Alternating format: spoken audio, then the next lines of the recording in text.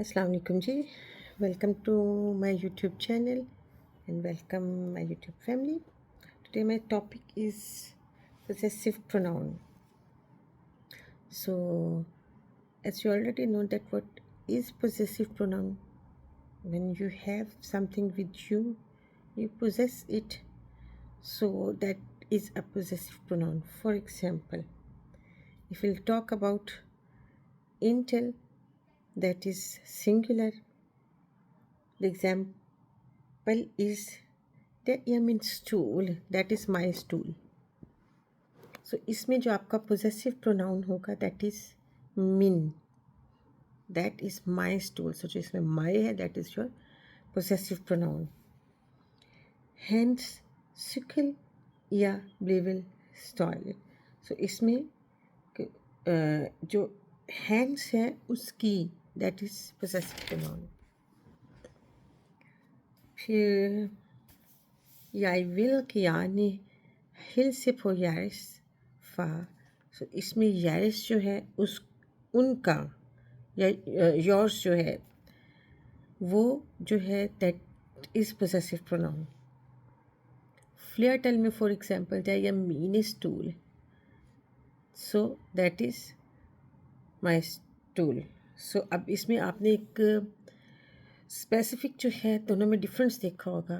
जो इंटेल है उसमें मिन है और जो फ्लेयरटल है उसमें मिन के साथ ई एडिशनल है. सो जब भी आप फ्लेयरटल यानी कि प्लूरल के साथ यूज़ करेंगे सो आप हमेशा प्लूरल के साथ ई फॉर्म लगाएंगे पोजेसिव प्रोनाउन में. ठीक है. So for example hun fulgte sine barn i barnehave. सो इसमें जो है सीने उसके बच्चे. सो ये जो सीने है दैट इज़ पोजेसिव प्रोनाउन. या विल की आने मूल है यारिस फॉर एल्दगे. सो इसमें जो यारिस है वो पोजेसिव प्रोनाउन है. सो आपने ये आपको क्लियर होना चाहिए कि व्हाट इज़ पोजेसिव प्रोनाउन और आपने इसको कैसे यूज़ करना है. अगर सिंगुलर है तो वो विदाउट ई होगा, अगर प्लूरल होगा तो वो विद ई होगा.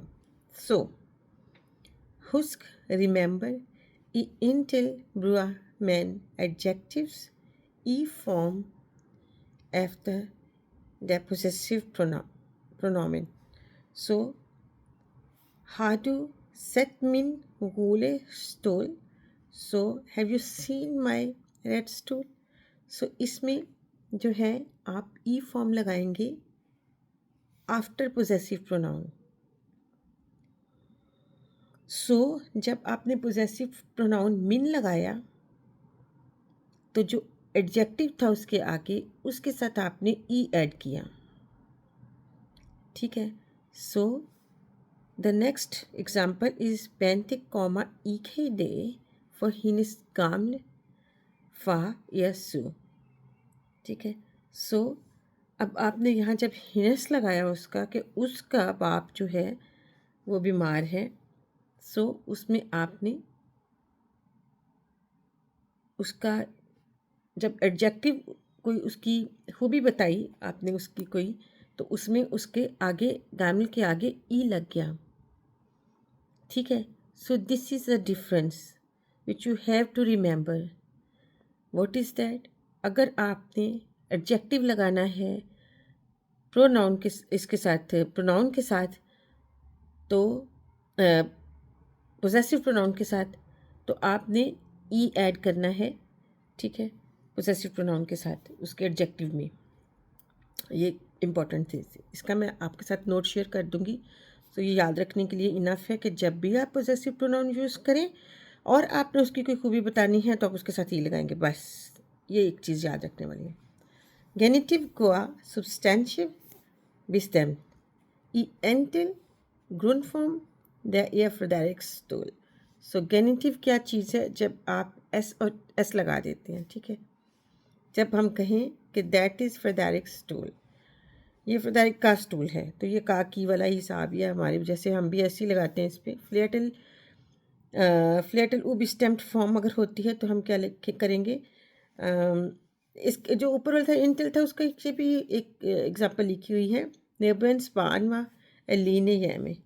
So अब आपने देखा कि जो नेबन था उसके आगे एस लगा, ठीक है। हमसाये का जो बच्चा है तो ये काकी वाला ही हो गया ना, वो जो है वो घर पे अकेला है। सो फ्लियाटिल बिस्टेम्ड फॉर्म जो है ये फ्रेडरिक स्टूल है, द इया फ्रेडरिक स्टूल है। सो अब चूँकि एक स्टूल की बात नहीं हो रही, ये ज़्यादा स्टूल्स की बात है, इसीलिए आप देख रहे हैं कि स्टूल के आगे भी ई लगा हुआ है, ठीक है, क्योंकि हम ज़्यादा स्टूल्स की बात करें, चेयर्स की बात करें।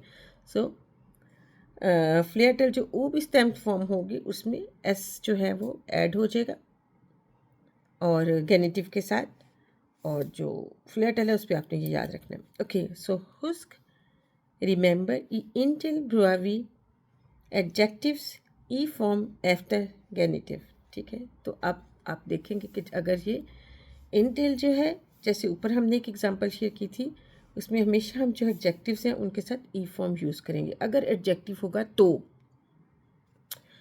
ओके, सो ऊब स्टेम्प्ड फॉर्म में हम देखेंगे, अभी हमने ऊब स्टेम्प्ड फॉर्म को मज़ीद इसको हम और कर लेते हैं क्लैरिफाई। फोस्ते गान मैन नाना गोसत, सो jij fik en sukkel igua इतबान ईखे क्लार Sai एलिने। बच्चा जब अपने आप को नहीं कर सकता, रेडी नहीं कर सकता, सो इसमें जो है इम्पॉर्टेंट बात ये है ऊब स्टैम्प्ड फॉर्म में कि आपको जनरल और स्पेसिफिक जो है उनको देखना पड़ेगा, ठीक है। तो आज का जो है सेशन, आज हम इसको यहीं पर एंड करते हैं। अब हम जो ऊब स्टैम्प्ड फॉर्म है जनरल और स्पेसिफिक, उसको जो हाँ हम नेक्स्ट में करेंगे।